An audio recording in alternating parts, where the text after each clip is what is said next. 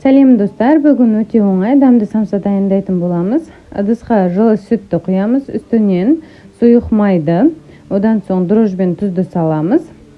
Енді ұнға разрыхитель қосып, қамыр елейміз. Қамыр бізде қатты емес, жұмсақ емес, орташа болуы қажет. Кішкене қолға жабысып тұратын болады. Дәл осылай болған кезде бетін пищевая пленкамен немесе пакетпен жарты сағат 1 сағатта уақытқа жауып қойып қоямыз.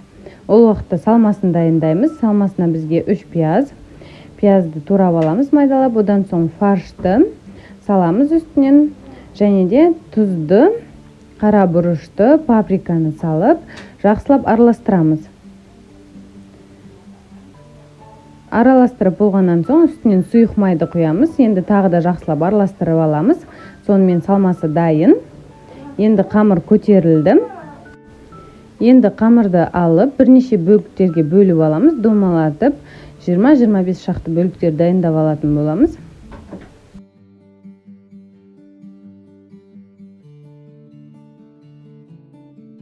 Енді әр қамырды осылай видеода көрсетілгендей домалатып жайып шығатын боламыз. Үстінен салмасын салып, видеода көрсетілгендей түйіп шығамыз.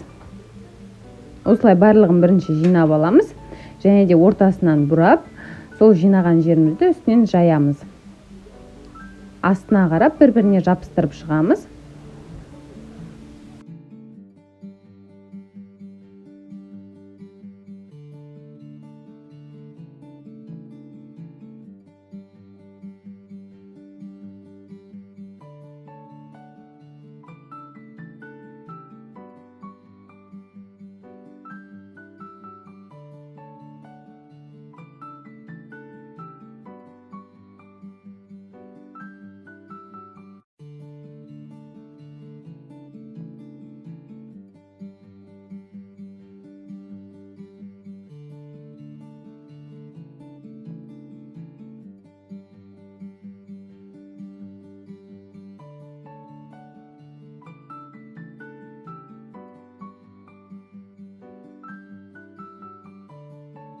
Ал енді жұмыртқаның сарысына 1 ас қасық сүтті қосып араластырамыз. Барлығының бетіне жағып шығамыз. Одан соң 180 градуста 30 минуттай пісіріп алатын боламыз. Міндетті түрде 30 минут пісіріп алыңыз, ішіндегісінің барлығы жақсы піскенше.